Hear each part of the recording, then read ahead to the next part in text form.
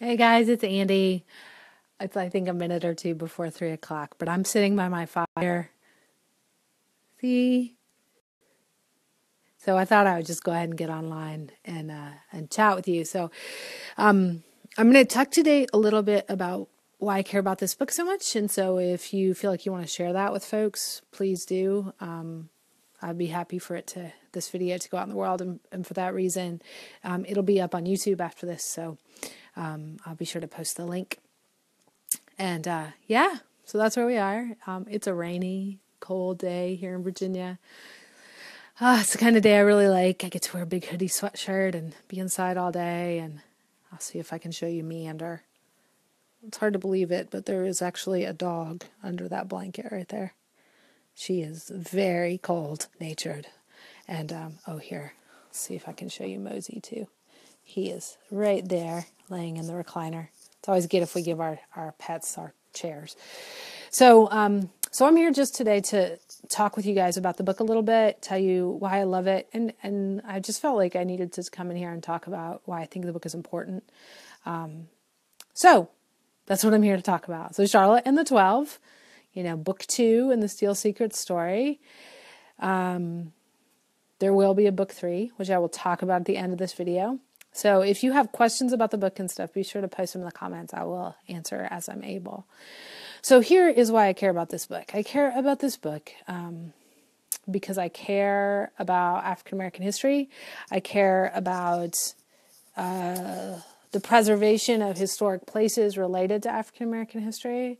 I care about the characters in the book. I was just rereading some of it today, and the scene where Charlotte meets Henrietta Lovely Jones, whose name came to me completely out of nowhere, and I adore it.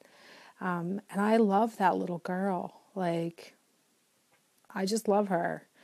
I would love to know her in real life. I would love to sit with her and hear her tell me stories. So I love the characters. I love Charlotte. I love Mary. She's based on me, so we'd have other psychological issues if I didn't love her. But I love this book too because I think it does important work. I hope that hi Stacy. I hope that it is doing the work of teaching without being preachy or pedantic. I hope that it is doing the work of informing without being moralistic. I hope that it is doing some work of persuasion to help people care about this history and the way that the history of African American oppression affects all of us without being shaming. I don't really think shame is effective in making change. So, but I also hope it's just a good story. I hope people enjoy reading it. And those of you that have told me about your reading, it seems like you are. So I'm very grateful for that. I also believe the book is really important given our election recently. So I don't really want to go super political. You guys aren't here to be political, but given President-elect Trump's appointment of Steve Bannon as his chief strategist, Steve Bannon is a man who is a known white supremacist. He is definitely somebody who is working for an America that is predominantly white. And so in that way, he is like, particularly the people in the first Still Secrets book, in the book called Still Secrets, parts of the White Citizens Council. So Steve Bannon is like those people, except more public and more extreme about it. He's put himself in a position where he can actually be challenged by things. Hi, Lana.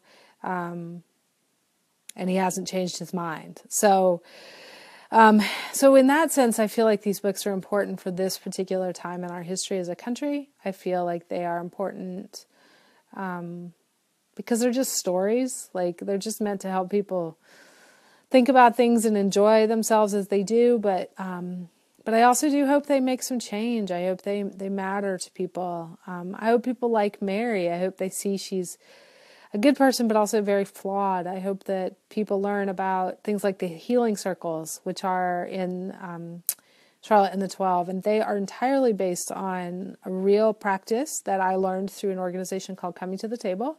It's comingtothetable.org, and a practice that I saw make a profound difference in my understanding of racism and the legacy of racism, and that I've seen make a profound difference in the lives of other people as they've been a part of them. So they're not something I made up. They are drawn from real practices of reconciliation and healing. And one reader told me that she found them kind of unbelievable, that she found it hard to believe that Popson and Granger and Tomlinson would begin to confess so quickly. But I have seen, I've never seen anyone confess to murder in a healing circle, but I have seen people really confess big pain and big wrongdoing and big hate in these circles after just a few minutes. I think there's something profound that happens when we sit down and really listen to one another. I don't think we do that a lot. So, which brings me maybe to the thing that I think is most important about these books, and that's something that Charlotte says in the pages, which is that the most important thing we can do is listen. And, we're on Facebook right now. We know we don't all listen very well on here, but I really think if we would, we'd see change happen a lot faster. So that's why I care about this book. I mean, it matters to me because I wrote it. It matters to me because I'd like to, have my books help support us. But really it matters to me most because I think it has an important story to tell. If I really was into writing books for money, man, I'd be writing thrillers or, goodness, no, I'd be writing romance novels. But I write these stories because I really believe in them and I think they are really important. So I hope that helps you guys as you think about sharing the book with people, about why it matters, about maybe it gives you some language for how you could share it with other people. If you have questions for me about the book, about how you could talk about it, feel free to post them in the comments below and I will definitely answer them. So we are 5 days away from launch. Oh my gracious. It's incredibly so exciting. And the pre-orders are picking up. I'm seeing them pick up today. We have the Thunderclap going and we're almost, at least last time I took, we were at 49 people. So we're almost 20% of having that ready to go. We need 250 people. So if you haven't signed up yet, please do. You can scroll down on this page and you'll find the link a little bit. So please keep sharing. Please keep telling people about the book. Email folks, if you will. I would just be super, super grateful for that. I am individually Facebook messaging a bunch of people to ask them to support the Thunderclap. That's one way to kind of tell people about the book without asking them to spend any money. So that's what I'm doing. So I'm very grateful for all you guys are doing. Super, super grateful. And so I thought I would say this for last. Although if you have questions, speak now. I'll get to them if you post them in the comments later too. But I have conceived of the idea for the third Steel Secrets book. Right now, I think it's going to be the last one, but you never know. Mary may show up again. We'll see. And it is inspired by a canal lock. I don't know how many of you guys are familiar with the canal system, but the James River here in Virginia is the biggest river, and it is not navigable past a certain point. It's too rocky, too shallow. And so actually the man whose plantation I grew up on, John Hartwell Cock, and a team of people started what was called the James and Kanawha Canal, which ran up above the fall line in Richmond, so just north of Richmond, all the way into the mountains. And it made water transportation possible in this part of Virginia. And the canal was operated on a system of locks, like the Panama Canal. So they bring water in, and they slide a boat in, and then they raise the boat level so it can go upstream, or they lower the boat level so it can go downstream. And so I got the idea for the third Steel Secrets book, which does not have a title yet, obviously, by going to one of these locks. And there's one really beautiful one very close to Buena Vista, which is the inspiration for Terra Linda. And I was just there maybe a month ago and was walking around, and I was inspired to sort of think about that place is a place of important African American history. So those locks were built by enslaved men. The canals were constructed in the 1840s and 1850s. And so enslaved laborers were used to build them. And if you could see them, and I'll post some pictures at some point, you would see these stones are huge. I mean, they're car-sized stones. So these men were carving these stones and then moving them, probably with wagons, and then lifting them by hand into place. And so this is a really, it's just a horribly hard physical job. And they would have been paid, but that money would have, in almost all cases, gone to their master.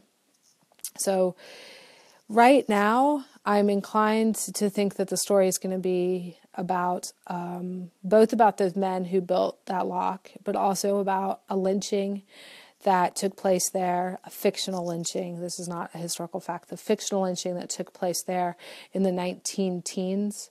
The number of people lynched in the South in the early 20th century is just mind-boggling. And it's an important part of history that we sometimes don't talk about. So I would really like to be talking about that. So I think that's what that book will be about.